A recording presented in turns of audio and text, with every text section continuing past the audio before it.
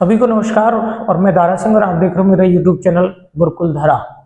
अलंकार की श्रृंखला में आज मैं लेकर के आया हूं फिर से एक नया अलंकार और वह अलंकार है समासोक्ति।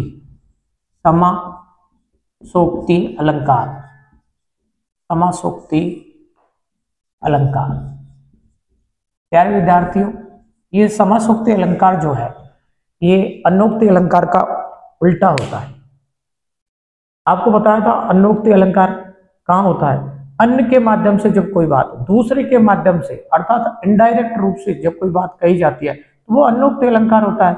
और ये समासोक्ति अलंकार में क्या होगा?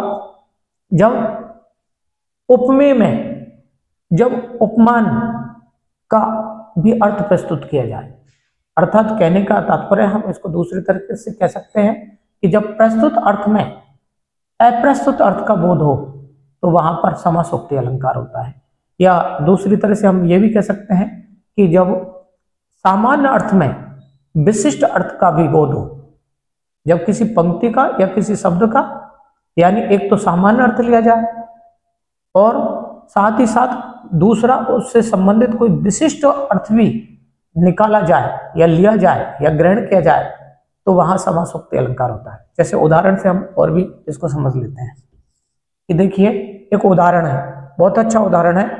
एक कवि ने लिखा है कि कुमुदिनी हो प्रफुल्लित। कुमुदिनी कुमुदिनी कुमुदिनी हूं प्रफुल्लित। कुमुदिनी कुमुदिनी कहते हैं कमलिनी से, नीले कमल से। चांदनी से भी कहते हैं, कमलों के समूह से भी कहते हैं और छोटे स्थान को भी कुमुदिनी कहते हैं। तो यहां जो आया है सामान्य अर्थ में ले कुमुदिनी का चांदनी से अर्थ ले जाए तो कुमुदिनी हूं अर्थात चांदनी हूं प्रफुल्लित। प्रफुल्लित यानी प्रसन्न। कुमुदिनी हूं प्रफुल्लित भई साँझ कलानिधि जोए। भई सांझ, सांझ कहते संध्या। भई सांझ कलानिधि जोए। कलानिधि जोए। कलानिधि जोए। अब कहने का तात्पर्य है, देखिए सामान्य अर्थ क्या निकलेगा इसका? एक तो सामान्य अर्थ क्या है इसका? सामान्य अर्थ यह है प्यारे विद्यार्थियों कि कुमुदिनी हूं प्रफुल्लित भई सांझ कलानिधि जोए। अर्थात चांदनी है और वो खुश हो गई है सांझ यानी संध्या के समय। किसको देख करके? कलानिधि, चंद्रमा को देख करके। अर्थात चंद्रमा को देख करके और कुमुदिनी यानी चांदनी जो है प्रफुल्लित हो गई, खुश हो गई है। तो ये सामान्य अर्थ है। लेकिन इसका जो विशिष्ट अर्थ है, तो विशिष्ट अर्थ व्यंजना सब शक्ति में लेते हैं ना, तो इस तरह से विशिष्ट अर्थ क्या लेंगे? क्या हो सकता है इसका कि कुमुदिनी हो प्रफुल्लित भई सांझ भई। तो कुमुदिनी जो है किसी महिला का भी नाम हो सकता है। तो वो सुंदर और आकर्षक महिला प्रफुल्लित खुश है। क्यों है? सांझ संध्या के समय। कलानिधि यानी कलाओं के विभिन्न कलाओं के निधि अपने प्रियतम अपने पति को अपने पास में पाकर के देख करके और वो जो कुमुदिनी नाम की जो स्त्री है वो प्रफुल्लित हो गई है, खुश हो गई है। ये विशिष्ट अर्थ है। तो जब सामान्य अर्थ के साथ साथ जब विशिष्ट अर्थ की भी अभिव्यंजना हो तो वहां समासोक्ति अलंकार होता है। इसी तरह से दूसरा उदाहरण भी लेकर के और इसको हम अच्छी तरह से समझ सकते हैं। कैसे? जैसे देखिए कुसुम, कुसुम कहते हैं फूल को। कुसुम रंगीला, रंगीला। कुसुम रंगीला धूल में जा पड़ा है।